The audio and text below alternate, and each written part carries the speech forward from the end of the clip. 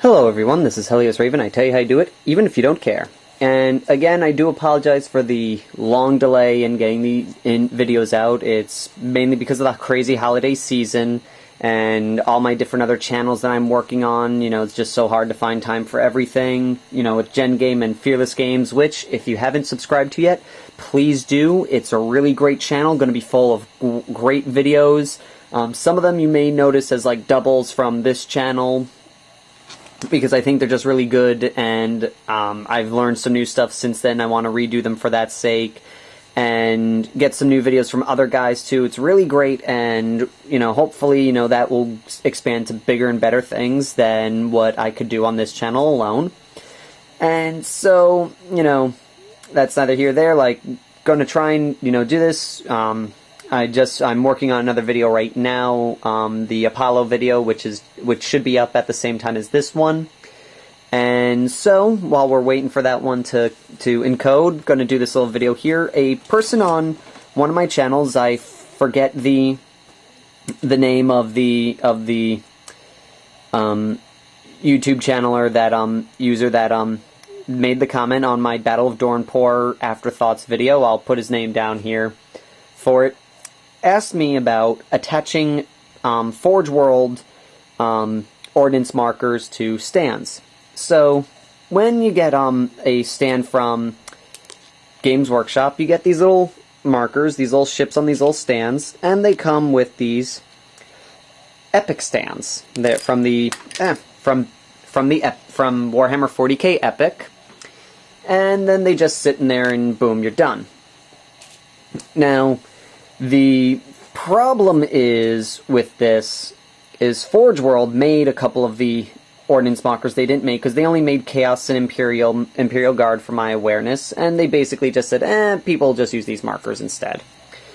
So Forge World decided to take it on themselves to make a bunch of other Forge World Battle Fleet Gothic Ordnance markers, and some of them, like the Eldar Bomber here, come on a little stand here, but others, they decide to just put them on these things, and they're flat backed, so they have no real means of getting put on a stand. The way my friend Phil and my friend Starklord went around this is what they did was they took the original icon marker, placed it on a piece of plastic card, cut it out, and then just glued the ship onto that.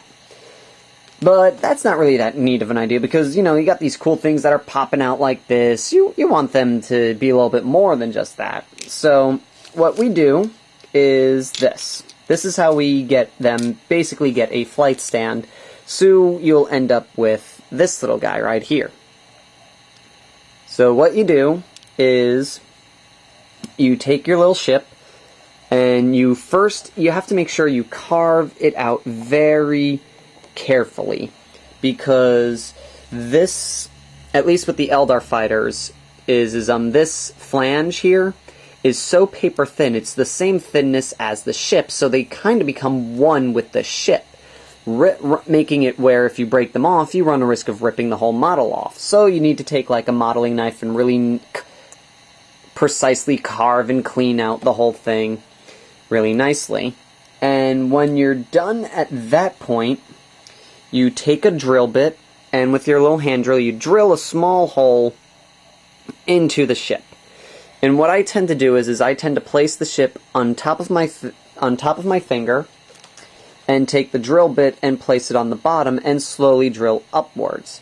I do this because the drill bit sometimes pushes a little bit of the resin or plastic upwards first, so I can sometimes feel the drill bit popping up before I accidentally break through the top of the resin piece. So you can usually stop yourself, but it only takes like 2 or 3, 3 or 4 turns to get, you know, a nice little size hole here, to which you can just take the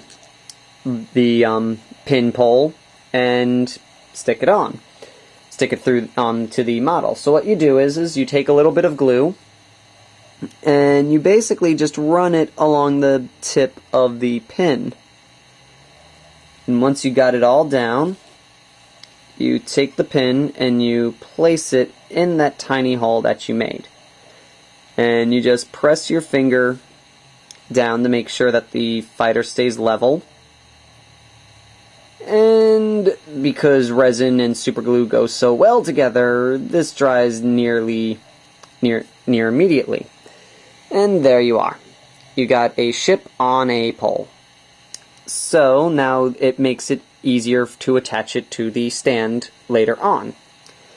Now, before we move on, I'm going to give a little bit of 2 cents here while we let that ship dry. The next half is attaching it to the stand. Now, what the gentleman asked for with this is making it so they're removable. I don't normally do that because, at least in the rules that me and Phil and Starklord and Keeper of the Fortress all play, the way as we interpret it is each marker represents one ship fleet. So it's like maybe say a squadron of fighters. So let's say like in this argument actually let's get the board. In their argument, 3 fighters. 3 fighters per ordnance marker. That's only one guy.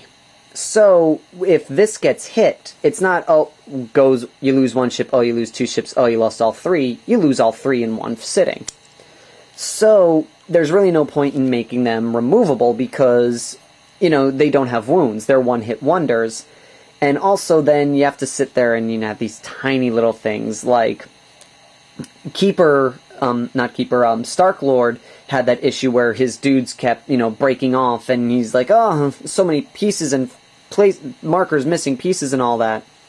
So that's one of the reasons why I don't like making them removable. Another thing is most Games Workshop guys just make them the one long stand. You can do that. That's all personal preference. I preferred the smaller stand, but because then you get 2 markers out of 1 stand.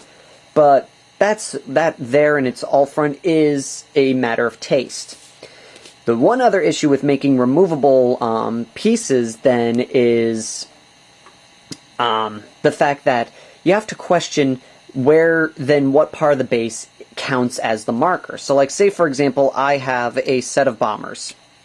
I made it this way, and I'm making it represent 2 squadrons. These 2 got destroyed. This fighter wave comes and hits this group. Now you have the argument, no, the dudes are over here, this stand is empty, so they don't touch them. But it's all one stand, it's all one piece. So people can argue, no, I'm touching the empty, it doesn't matter that I'm touching the empty stand, the bombers are right there.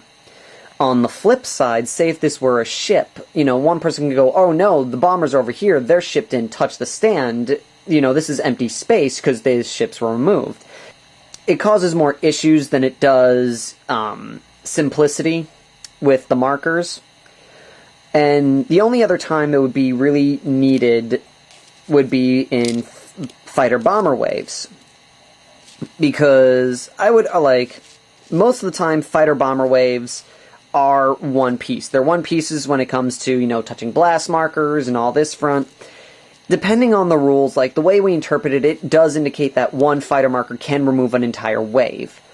But you can argue that the fighters, they cancel out the fighters and the bombers go off. That's probably how I would probably do it after playing so many different games of it. On that front, then, it would be easier just to make the fighters a different marker. You can then just remove them.